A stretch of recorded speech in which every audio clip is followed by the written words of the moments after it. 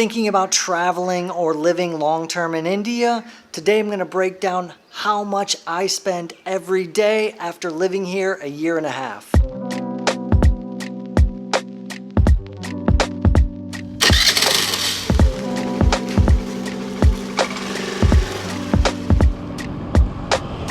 Hey, I'm Benjamin Jenks. I've been living in a small city in South India for almost a year and a half now, and I'm going to go over exactly what I'm spending on average per day since I've been here, so you can get an estimate if you're looking to travel long term or even come here to live and do the digital nomad thing.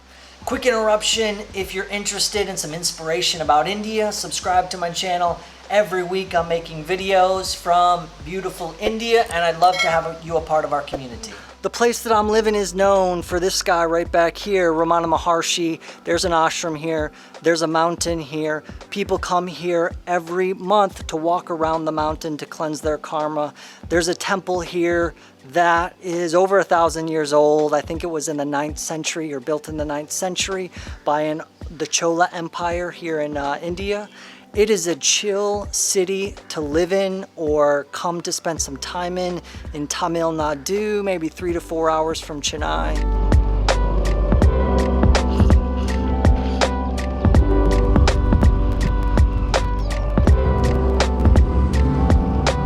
One of my main daily expenses is simple groceries like eggs, lentils, vegetables. This is my local shop. It's like a 3-minute drive away from my house. Babu is the guy who owns it. I come here every couple days and get stocked up on supplies. Let's check it out. Here's a sign for a 2-wheeler for rent. I also rent one for 38 bucks a month. That works out to be $1.27 each day. Hello. Hello. Want water? 24 eggs.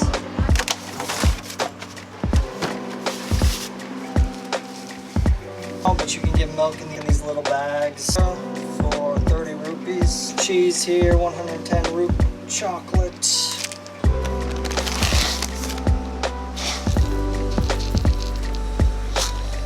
One sunflower seed.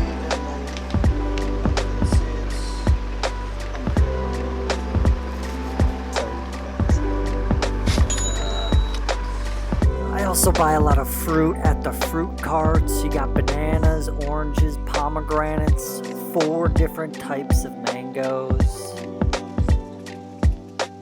You got little green things, apples, pineapples.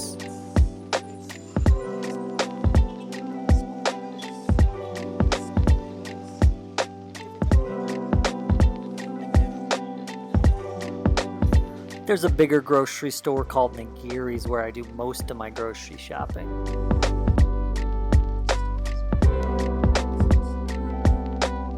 Here's the extensive meat section in the store.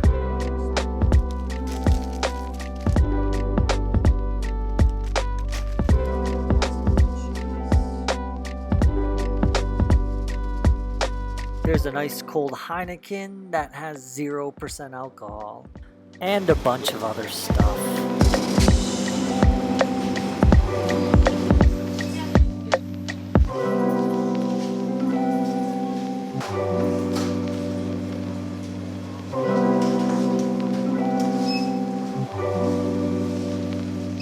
When I'm going out to a restaurant, I go to this place, the Dreaming Tree here, or I order it in using Swiggy. It is 3rd floor up there. Beautiful little spot. I went there yesterday, maybe the day before yesterday. Spent 400 rupees or 6 bucks. Akashin is my favorite Indian restaurant in town. If I go there, I'm probably going to spend about 350 rupees or about $5. I love the paneer butter masala, a typical Indian dish. They got butter naan, they got garlic naan, they got more. Paneer Chetta Nadu is a local dish that's very similar. This is the lockdown menu, and it's much bigger when there's not a lockdown going on. Typical South Indian breakfast. We got idli, we got pongal. South India is known for coffee. We're going 40 rupees. We got masala tea, badam milk. This is another cafe that I go to a lot. This place is cheaper than the Dreaming Tree. It's more local food, yet it's not as cheap as the most local food. You can get, for less than 100 rupees, you could get dinner here with the typical stuff, masala dosa, parota. However, here you're gonna spend 60 rupees for a cappuccino. You can get an omelet for maybe 150 rupees. Basically, your breakfast can be less than 200 rupees out the door. At this cafe, the Tasty Cafe, they make fresh bread twice a week, 95 rupees or just a little over $1, maybe $1.25, $1.50.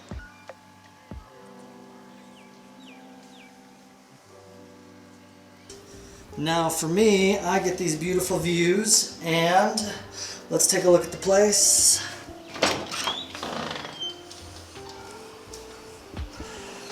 All right, so here is the living room. One thing that I loved about it was there are a lot of places for rent in this town. I know people that spend as little as 4,000 rupees per month for a small non-AC room in the basement of someone else's house.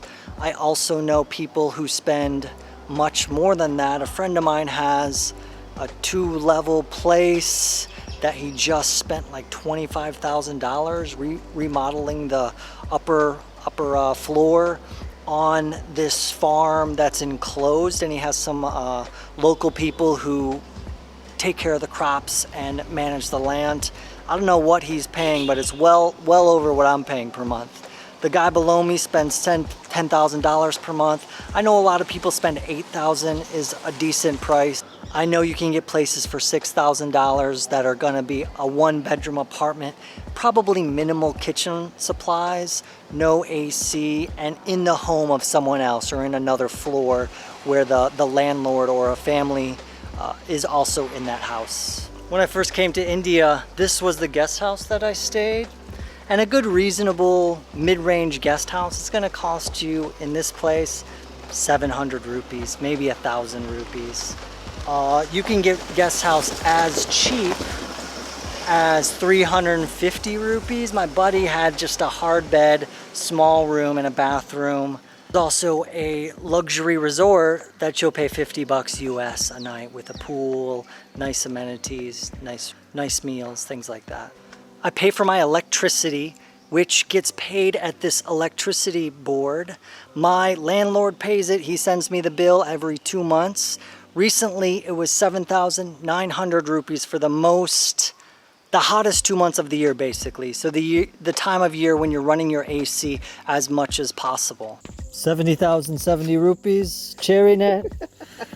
We do 9 months, 6 months paid, 3 months free. Okay. Within 3 days, he sends me a slip, and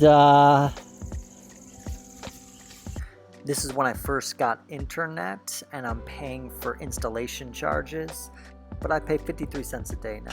They also are a travel agency, so this is where I get my SIM card. I don't actually have a SIM card in my name.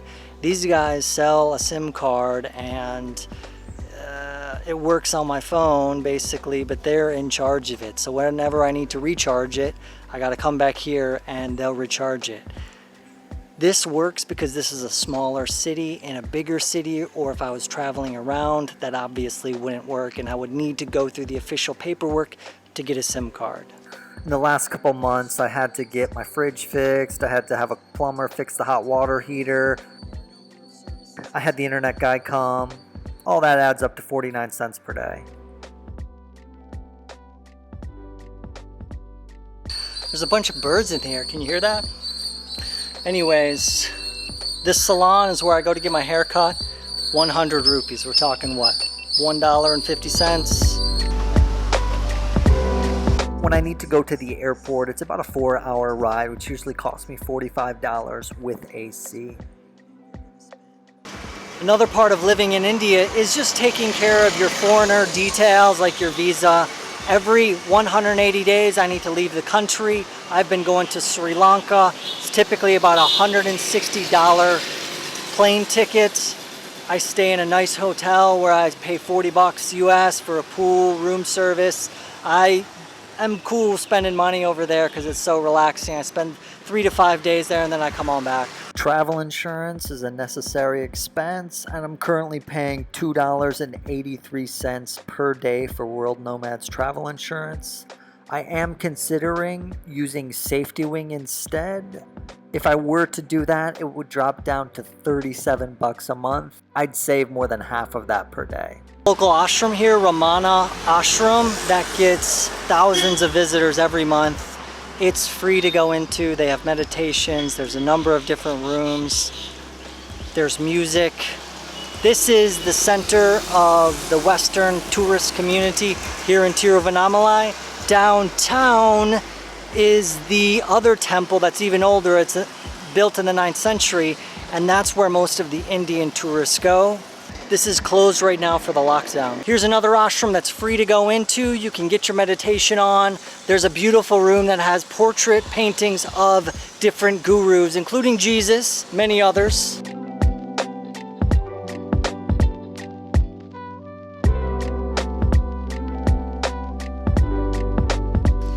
Here's another ashram that's free to get into, and it has cool, huge photographs of gurus. Looks like here you can get dresses made, custom made for yourself. My friend got some shirts made. They were $5 a piece. If you wanted like the top of the line organic cotton by the best tailors in town, probably gonna spend like $20, and then the prices come down from there.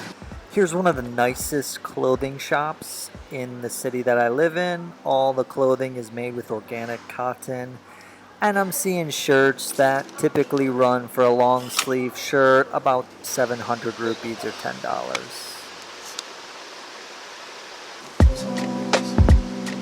And is it all organic cotton? Yeah, it's all cotton. You can see for sale items for 250 rupees. Yoga classes are very popular here in Tiruvannamalai. You can also get very reasonably priced massages for as low as 20 bucks for 2 hours. Some more Ayurvedic massage. More Ayurvedic massage, right? As far as I'm aware, it's illegal for a foreigner to officially own property in India. I know that it is possible to work through an intermediary to buy property.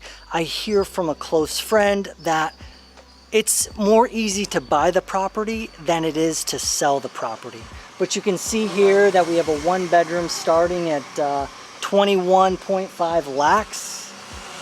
2-bedroom starts at 29.5 lakhs. We got zero pollution and peaceful stays, ashram within 10 minutes, hill views, all amenities. Not bad. Thinking of moving to India? Okay, so the grand total of spending I do per day is $19.90.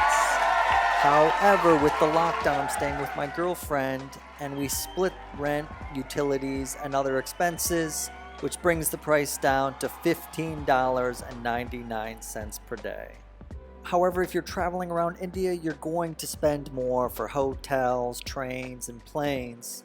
So check out my other video, Is India Still Cheap to Travel? And I spent $65 every day for that trip, including expenses such as visa and travel insurance, which I will talk a little bit more about later. I spent $21.94 a day on lodging, $10.59. It's A to D. Phone do you have? Yeah. I have OnePlus. I like it myself. Yeah. It's self, you know, Yeah. satisfactory, and that's a big deal. You have 6,000. I will subscribe it first. Okay, yeah. What's your name?